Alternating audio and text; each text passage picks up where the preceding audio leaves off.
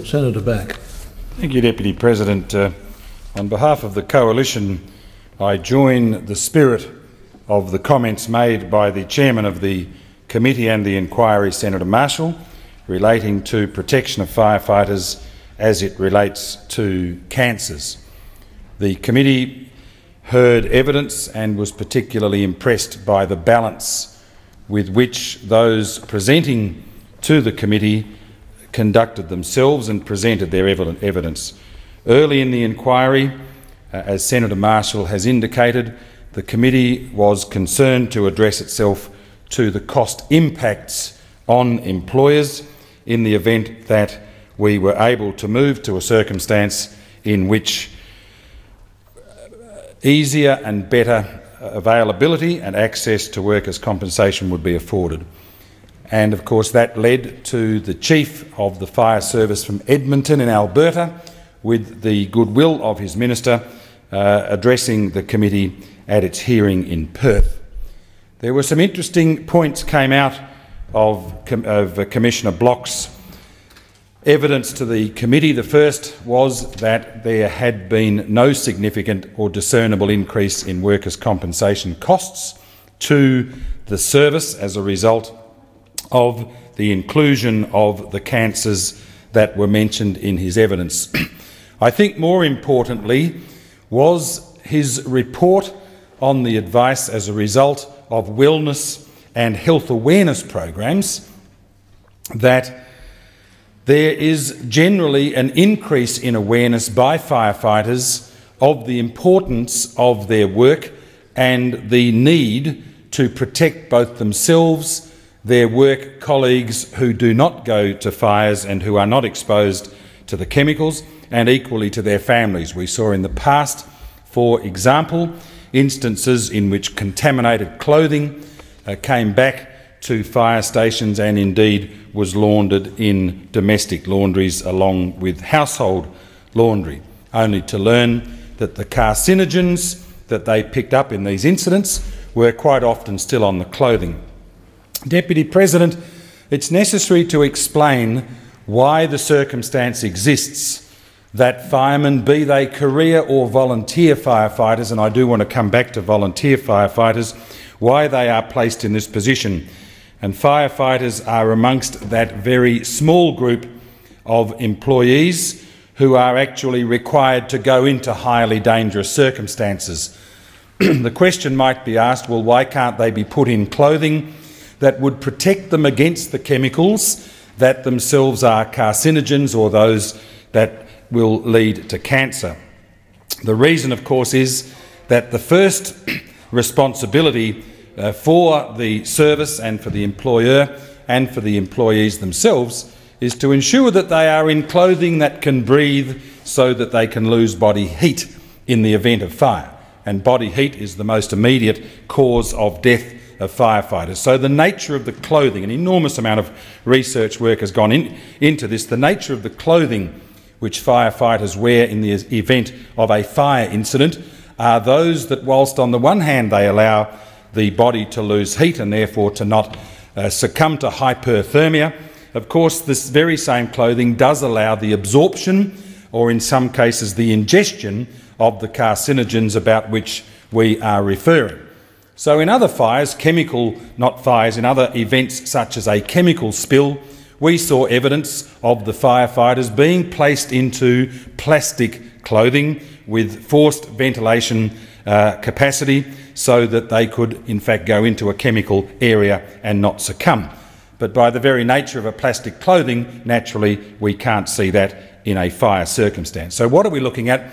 We're looking at a situation in which these people, particularly going into vehicle fires, into residential fires and industrial fires, do find themselves subjected to burning chemicals as a result of their activity. And in fact, even this chamber, Deputy President, if it was the subject of examination, would probably have a number of products, the carpet, the lamination in the wood, the glue, the nature of the seating, etc. We would probably find a very significant number, potentially, of carcinogens in the products upon which we are seated and around us in the event that they burnt.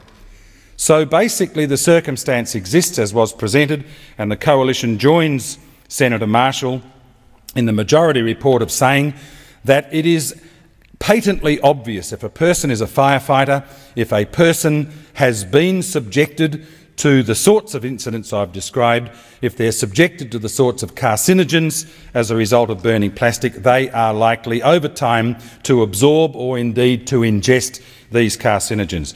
At the moment it would appear that the workers' compensation legislation is deficient. It is deficient because of the understanding of the difficulty that the fireman has to have to prove the actual incident, Madam Acting Deputy President, that a person may have been at to have caused the ingestion or the absorption of that carcinogen, which of course is patently ridiculous.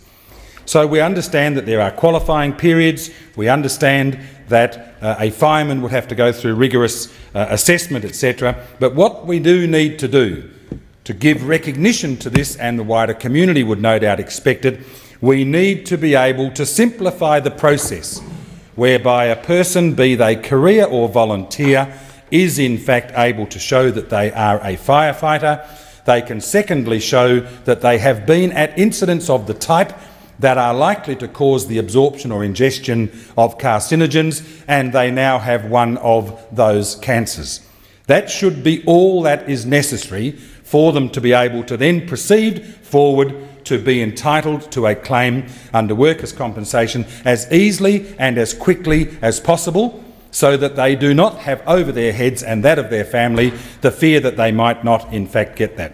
Where the Coalition is at variance from the majority report is that we do not believe that presumptive legislation is necessary to give effect to what is a fair and reasonable request from firefighters. We say that existing workers' compensation legislation should be able to be amended, that there should be a mechanism found so that under existing legislation we can in fact give effect to what are the most reasonable claims of the firefighters. So that is the position taken in the report, in the comments by the Coalition in this particular report, which I'm very, very pleased to lend my name to. Why then do we believe we do not need presumptive legislation? Because workers' compensation legislation in its present form should be adequate. I give you as an example, Deputy President, the legislation associated with the regrettable and horrific disease related to asbestos exposure.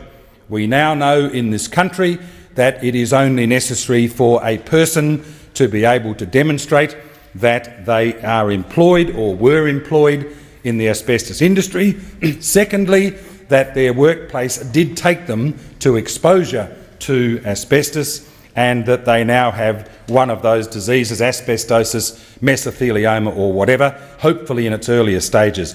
Having proved those three legs of the trifecta, they are then entitled to their workers' compensation claim. I believe that is the model. I believe that is the direction in which we should be moving in this particular instance, whilst we know that the legislation before our committee related only to Commonwealth employees. As Senator Marshall has quite rightly said, if state or other jurisdictions or legislations are deficient, then we would hope that whatever is the successful model would find its way into those others. And I do remind the chamber that whilst the majority of firefighters in this country, be they career or be they volunteers, do report to, respond to or are paid by state authorities, there are also local governments, for example, that run regional airports around Australia, and their firefighters would be employed by local government.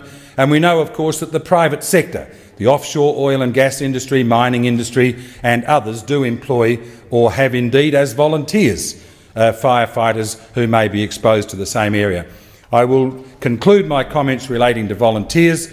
Whilst it is true that their qualifying period and their time of access to the carcinogens in question would be more limited, I am very pleased to support the fact that we should be including and not excluding volunteers in this.